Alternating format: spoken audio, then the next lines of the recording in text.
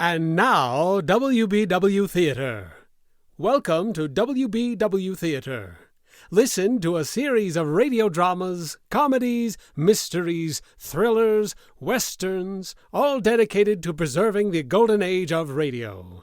Those thrilling days of yesteryear, way back when families gathered together around the living room radio to join the theater of the mind. Listen now as we take you way back when imagination ruled and creativity had no limits. Listen now to WBW Theater.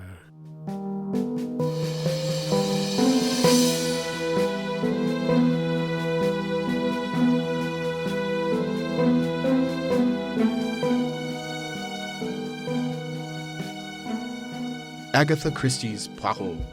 From the thrill-packed pages of Agatha Christie's unforgettable stories of corpses, clues, and crime, Mutual now brings you, complete with bowler hat and brave mustache, your favorite detective, Hercule Poirot, starring David Botcher in the case of the Careless victim.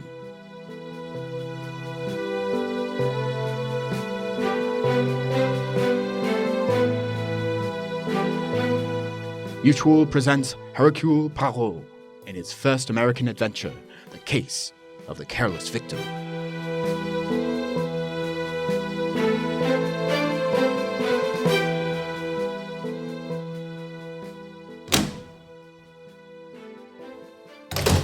Mademoiselle?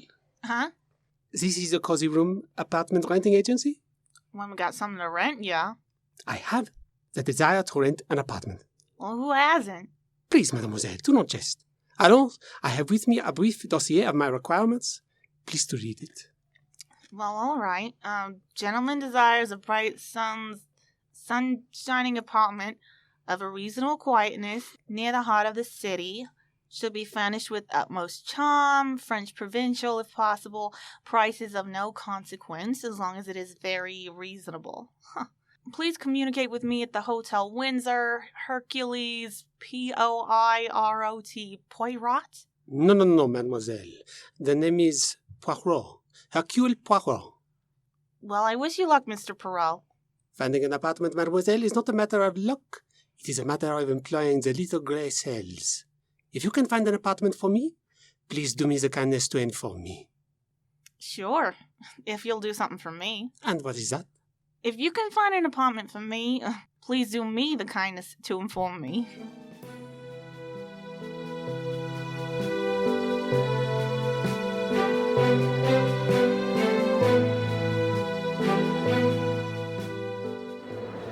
Going up. Floor, please. Number 5. You are new here, no? Yes, sir. Only came in here yesterday. You're Mr. Parrot, aren't ya? Poirot. Well, Poirot, one of the boys pointed you out. Here you are, sir. 5th floor.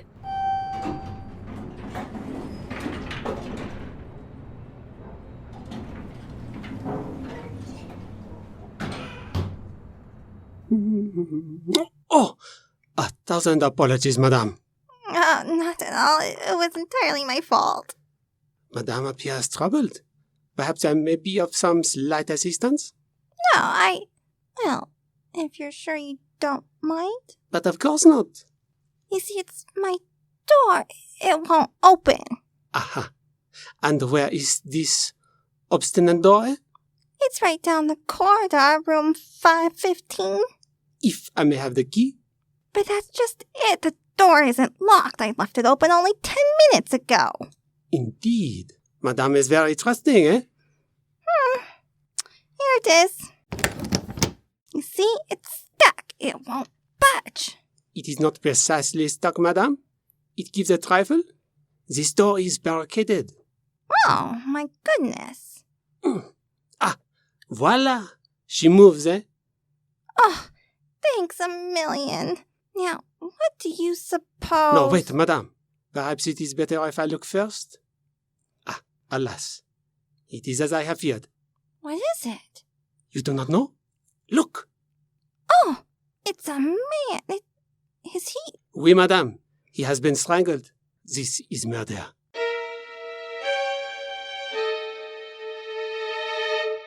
Zut alors, I must compliment you, madame. Your color, it is excellent. And you did not even commence to faint. For one who does not even... I don't fall apart in a crisis, if that's what you mean. And furthermore, I'm not madam, I'm mademoiselle. By choice, Miss Abigail Fletcher. And now, if you'll get that, corpse out of here, I'd like to sit down. That I regret I cannot do, mademoiselle. The body must not be touched before the police arrive. Police? Well, yes, of course, the police. I am calling them now. Hello? Hello? Ah, Inspector Stevens. It is I, Hercule Poirot. Alas, no, I have not yet found the apartment. But I have found something of perhaps more interest. A corpse. Right here in my hotel. Room number... 515. Number 5... Mademoiselle! What are you doing with the body? Nothing. I was just trying to see his face. You will have that opportunity later. Pardon, Inspector. We are room 515. Bien. We shall expect you immediately. Bien, Miss Fletcher. Now that you have observed the face of this unfortunate one, perhaps you will be good enough to tell me who he is? I certainly will not. Who do you think you are? Ah, mademoiselle. Permit me to present myself. I am Hercule Poirot, formerly chief of the Belgian Charrette. Yeah, that's what you say. Now look, Mr. Poirot, I've read plenty of detective stories and none of them had a detective that looked anything like you. I'll wait for the police and let them ask the questions. As you desire, mademoiselle. I merely wish to point out one thing. It is you the police will question first. Me? But of course, you are the most likely suspect, no? Well, all right. What do you want to know? First, what are you doing here in this hotel? I've lived here for 10 solid years, ever since I left Waskakigo, Maine. And what do you do? What is your occupation?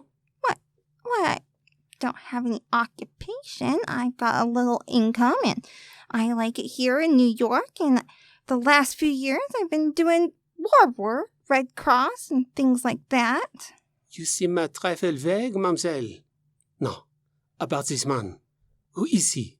But I don't know. I never saw him before in my life. Mademoiselle, I advise you to consider your answers with care. Do not forget, a man lies dead in this room. I can't help that. I don't know who he is or how he got here. I told you I was out of the room for 10 minutes. That may be, Miss Fletcher, but it does not help you. This man has been dead for at least 1 hour. How do you know? If you will touch the body, you will observe it is already beginning to cool. Therefore, mademoiselle, if you left this room only 10 minutes ago, your situation is indeed grave. For this man was already dead. Oh, but I couldn't have done it. So? And why not? Because his body is lying right across the doorway. You know perfectly well I couldn't get out through this doorway and still leave a body wedged against it. Belgian shirty, indeed. Very good, mademoiselle.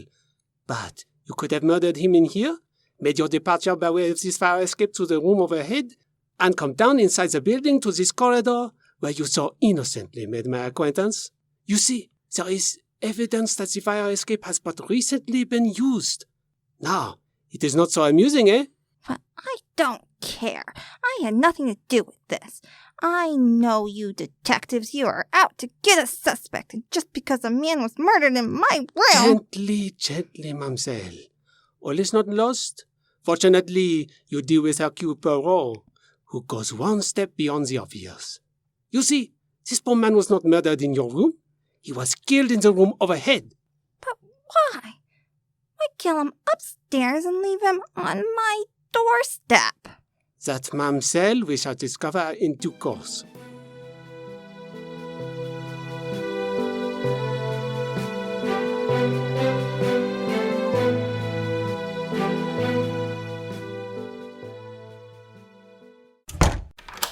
All right, Mr. Poirot.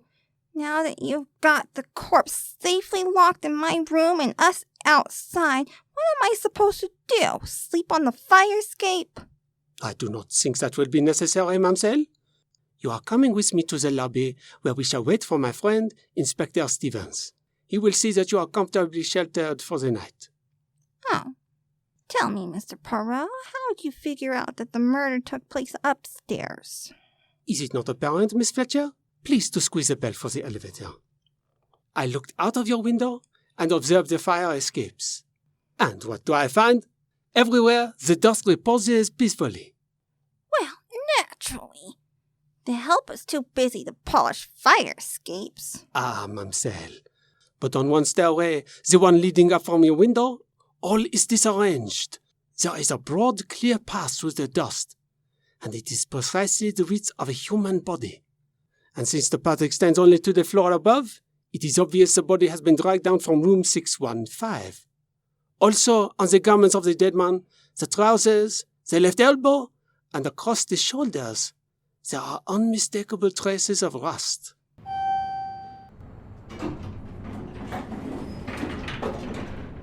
Ah, voila, the elevator. Going down. Monsieur, would you be so good as to explain why you were so long in arriving? It's this old car.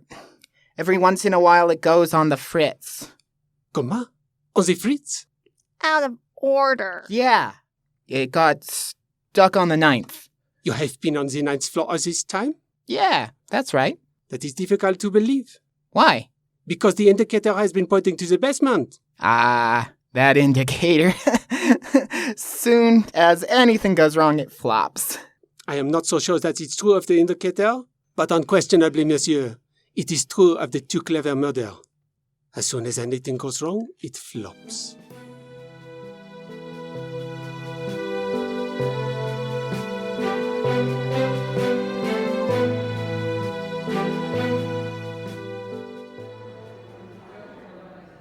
Bien, Inspector Stevens. There is a situation. An unknown man strangled to death in one room and dragged down the fire escape to another.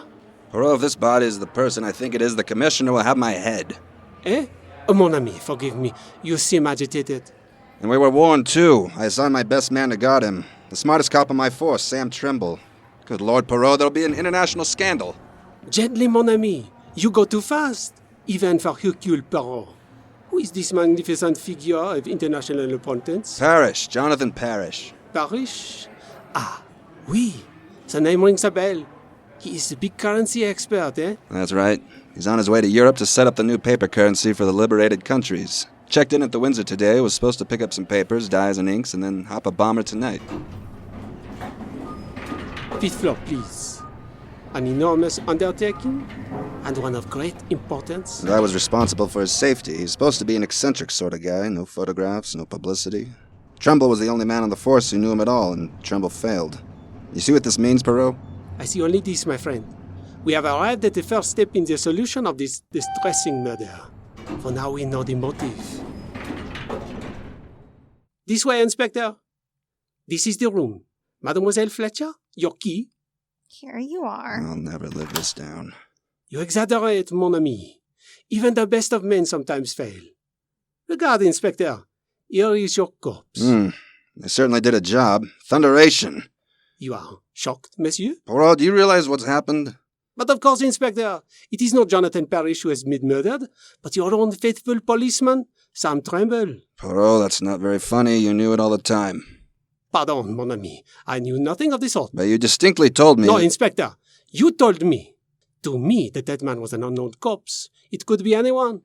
But when you speak of two men, one wealthy financier of international importance, the other of a police officer, by employing the little grey cells, it is not difficult to conclude that the corpse with the large, high, comfortable shoes and the plain suit is the policeman. Oh, of course. I'm sorry. Monsieur, there is no time now for the profuse apologies. You're right. I've got to get to Parrish at once. The poor guy doesn't even know his bodyguard's gone. Hello, operator. What room is Jonathan Parrish in? Huh? 615? Hold on. Poirot, that's the room directly over this one, where Trimble was killed. Precisely. Operator, let me talk to Mr. Parrish. I think you will find the gentleman does not answer. Why not? Obviously, he would not witness a murder without reporting it. On the other hand, he too... Good Lord, Poirot, do you think he's dead too? We know he received a warning from Hilary Kent. I do not follow you, mon ami. Huh? Oh, I don't blame you. Hilary Kent is a criminal egomaniac. Ah, one who commits crime chiefly for the pleasure of baffling the police, eh? Exactly. Well, this Hillary Kent, or someone who calls himself Hillary Kent, is one of those guys. He pulled off a few clever jobs and got away with them. We don't know anything about him, but whoever he is, he's got to get his thrill out of every job. So he makes it a rule to warn his victims. Ah, me. I know well the type. And Monsieur Parrish, I take it, has received such warning? Right. Now you see why I signed my best man. Bien. But now we must hasten upstairs to Mr. Parrish's room. Already, it may be too late. I'll go too. I don't want to stay here with this body. You'll stay right here, Miss Fletcher, until I give you permission Inspector, if you do not mind, myself I am not adverse to Miss Fletcher's company.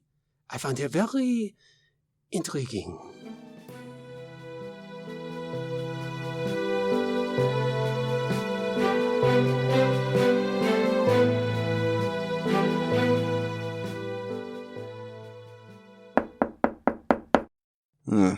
No answer. But naturally, you did not expect the murderer to sit down and wait for us. You will have to employ the passkey. Remember, Miss Fletcher, you're not to touch anything. It's perfectly all right. I'm wearing gloves. The inspector is thinking of fingerprints? Moi, I do not think you will find any. Monsieur Kent, or whoever the killer may be, is too clever to leave any such traces. Well, maybe, but I want to be sure we don't lose even the tiniest clue. An excellent approach, mon ami. There are many interesting things we may learn here about Monsieur Parrish. He certainly gets around a lot.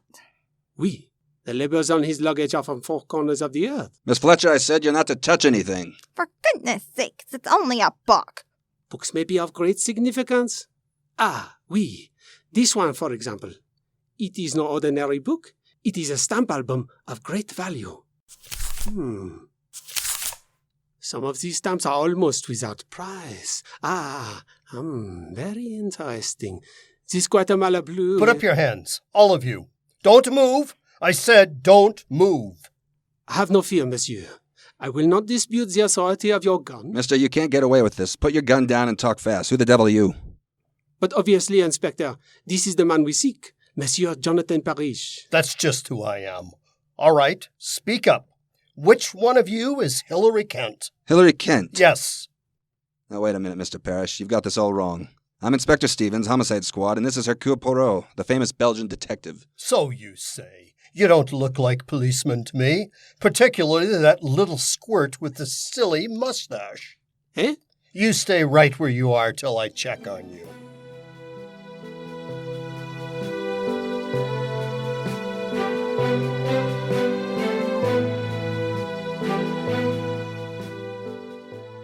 Bien, Monsieur Parrish. Now that you are satisfied as to our identity... Well, I've heard of you, of course. You're supposed to be the greatest French detective in the world. Oh, always people say that about me, monsieur, but it is not entirely true. I am not French. I am Belgian. Huh. Well, I wish you'd all get out of here and leave me alone. I'm expecting my daughter, and I don't want her running into a room full of policemen. But, monsieur, you are in great danger. You must be protected every moment. You're offering me police protection? Not worth a hoot. I beg your pardon. That's what I said. Not worth a hoot. I have protection. Some detective they assigned to me. Where is he? He is dead. What? He was murdered in this very room while protecting you. Therefore, if you do not object too violently, I shall undertake to protect you until you step aboard your airplane. All right. Stay. I don't know how long it will be. I'm just waiting for one little parcel to be delivered. Then I'm off. Monsieur is taking with him much equipment? Yes, quite a load. I've already sent most of it off to the airport. Bon. That is good. Miss, don't eat that chocolate. It may be poisoned. Oh, nonsense. This candy isn't poisoned. I wouldn't be too sure. That box of candy supposedly came from my daughter, Laura. It was delivered a little while ago. But you suspect she did not send it? Well, she's supposed to come here in person. Should be here now, in fact. So, why should she send it? You are very shrewd, mon ami. Hi. Excuse me. Wait a minute, Johnny. Come back here. What do you want? No. I was just to see if Mr. Parrish got his extra laundry box today. Yes, I received it. Okay, excuse me. I picked up a few more things to take along. Special dyes and inks. They'll just about fill up that laundry box. Excuse me. I've got to go into the bedroom and finish packing. Crusty old bird, isn't he? How would you be if you knew someone was out to kill you? No wonder he's jittery. He's irritable and nervous. That perhaps explains it. Explains what? Why he wears upon his feet that unique pair of socks, one of which is green and the other is brown. All right, if the man wants to be eccentric, let him be. I've still got a murderer to catch. You want to come along? No, Inspector. I have attached myself to Monsieur Parrish, and I propose to see that... Come in.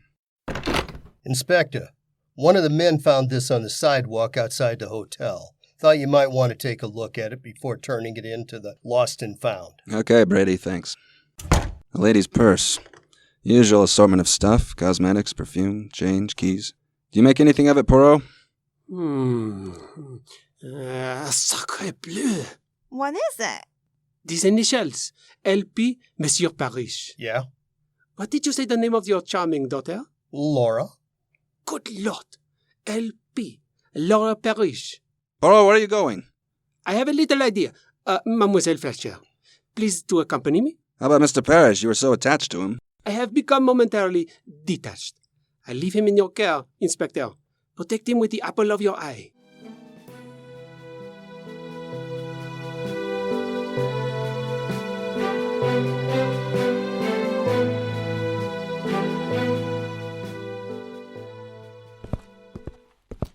Come. It will not be the first time you have left the elevator unattended, Monsieur Johnny. Come along. Mr. Poirot, you're wasting your time in this basement. Believe me. Nevertheless, it interests me.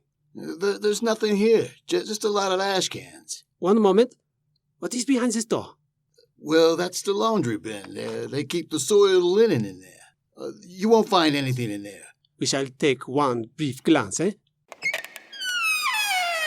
There, you see? Nothing but a pile of dirty sheets and pillowcases. Good gracious! What a laundry bill they must have. Bien. Let us proceed to... One moment. What is it? Sacre bleu. Protruding from under these sheets. Holy cow! A foot.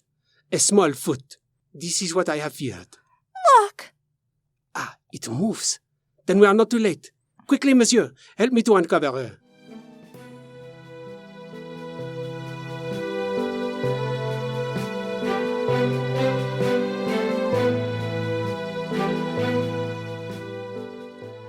That's all I know, Mr. Poirot. I was walking along the street toward the hotel. Just as I passed the alley, I was pulled in. I tried to scream, but something was pressed against my mouth. Chloroform, Miss Parrish. Had you seen your assailant, you would have seen Hilary Kent. Alors, Miss Parrish, you are most fortunate. Another few minutes under the linens, and who knows? Voila! Here is the room of your father. Inspector Stevens, here is Miss Parrish. Oh, well, that's a relief. Come in. I was afraid, Poirot, you'd turn up with a body. How'd you manage to find her? That is not important now. We have found her, but we seem to have lost the father. Oh, yes. Miss Parrish, I'm sorry. Your father's terribly upset about you, but his material was delivered and he had to rush off to the airport. Oh, no. Don't tell me I missed him after all this. Ma pauvre petite. We have neglected you, eh? Miss Fletcher, your room is now free of corpses. Please take Mademoiselle Parrish down and extend to her the first aid. Come along, Laura. Thank you. Inspector, I hope you do not later have cause to regret that you permitted Parrish to go off to the airport unprotected. He'll be all right. Besides, I've got a job to do here, although, frankly, I'm in a complete fog. I can't make head or tail of the whole business. No, Stevens. The head and the tail we have. What? Yes. It is merely a fragment of the middle that we still lack. Well, who is it? Hey, Poirot, where are you going? To see how Miss Parrish is, and to telephone the airport to see that Mr. Parrish receives the proper attention. Au revoir.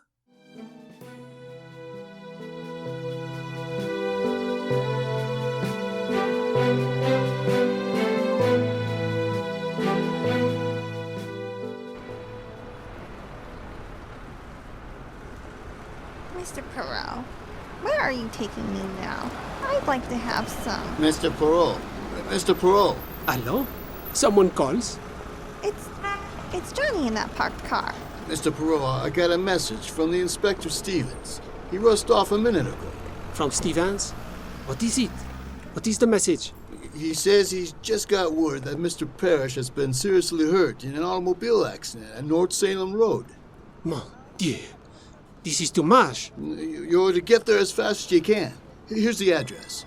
52 North Salem Road. Monsieur, your duties for the day are over? Yeah. And this is your vehicle? Yeah, why? There is no time to see a taxi, so I will impose on your kindness. Miss Fletcher, quickly, please.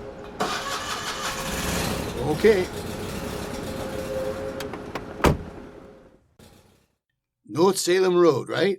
No, to the airport. What? But Mr. Parrish isn't at the airport. He's injured in North Salem Road. No, mademoiselle. That is what I was intended to believe. Do you not think so, Johnny? He is not there, I assure you. How do you know? Well, North Salem Road is not on the way to the airport. It is in the opposite direction. This is merely a trick to keep us from the flying field. We must hurry there before it is too late.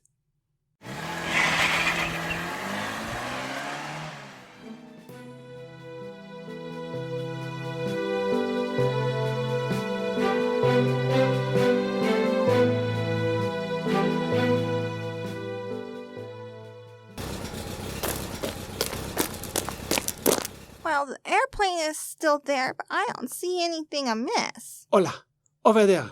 Parrish, as large as life. Yep, that's him, all right. Come along, please. Both of you. Monsieur Parrish. Monsieur Poirot, my daughter, is she... She is at the hotel, monsieur, resting. She has but a small misadventure, but she is entirely safe. Oh, thank heavens. You are relieved, eh? I don't think I'd have gone on that plane if you hadn't found her. Fortunately, I didn't have to. They've been delayed a little. Poirot!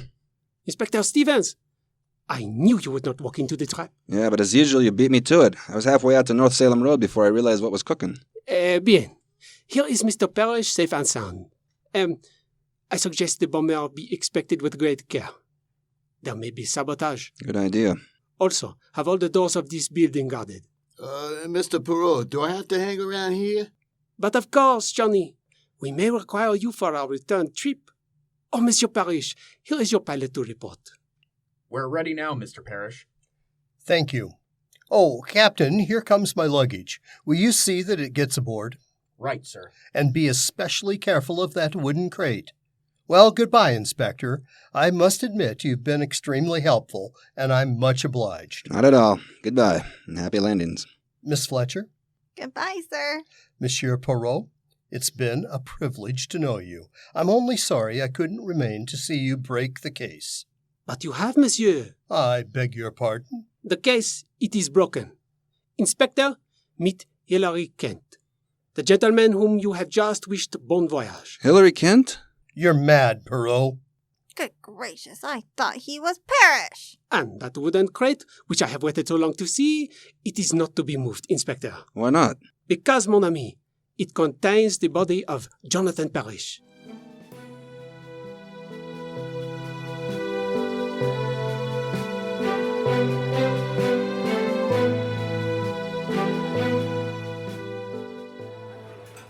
A charming restaurant this is, n'est pas? The plane circling gives one the feeling of flying, eh? The feeling I've got, if that's what flying gives you, keep me from it. Ah, that is natural. I too do not like murder, Miss Fletcher. Ah, Inspector Stevens. Everything is taken care of? Yes, they're taking Kent away now. Then perhaps you will join us in a little supper. No, thanks, Poirot. I've got to get back. I, just dropped over to ask a few questions. For example? Well, when did you first suspect that Kent was impersonating Parrish? Almost from the start. When we enter the room of Monsieur Parrish, what do we find, eh? An amazing paradox. On one hand, we have a man who is the ardent stamp collector, whose album is in the perfect order, each stamp, each shade of stamp, precisely in its proper place, eh? Except the most valuable one of all, a Guatemala blue, reposing among American 3-cent stamps.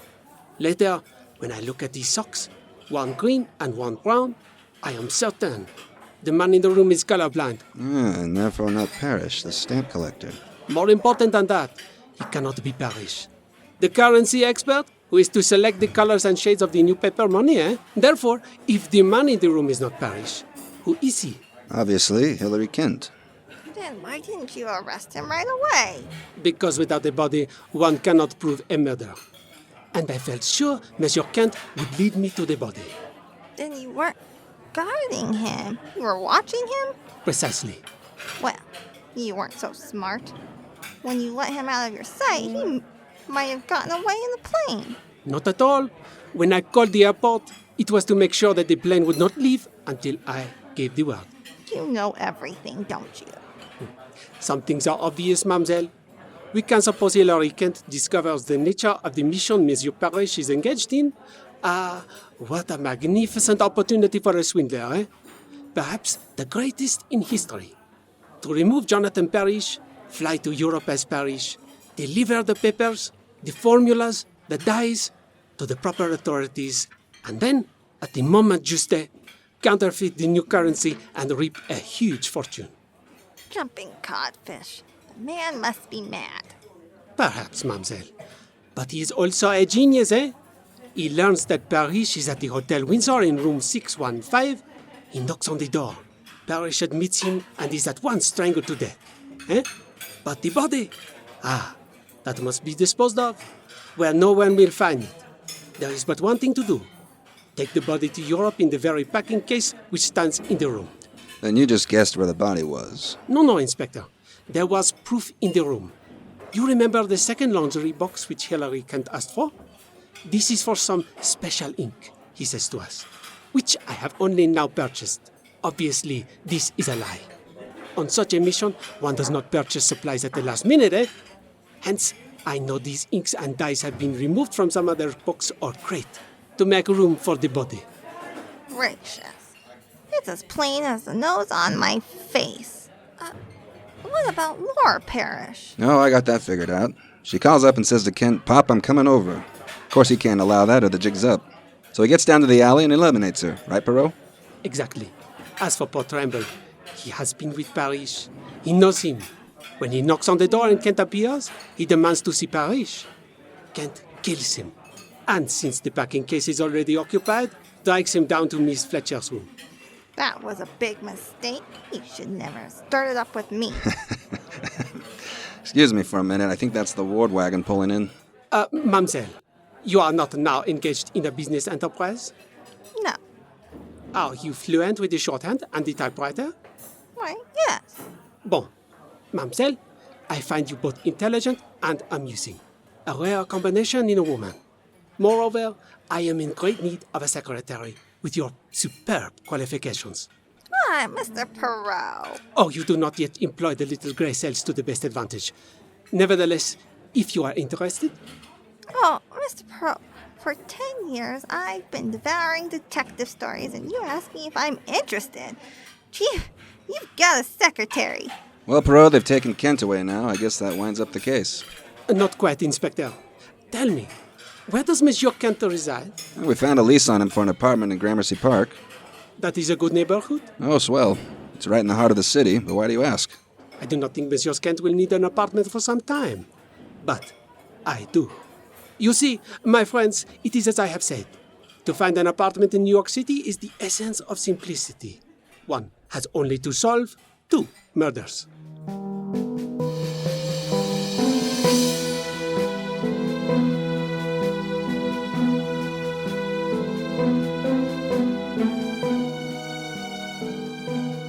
Be sure to listen next week when Agatha Christie, America's favorite mystery writer, brings you her favorite detective, Hercule Poirot, starring David Botcher in the case of the Murder by the Sea. Agatha Christie's Poirot is directed by Dennis Moore.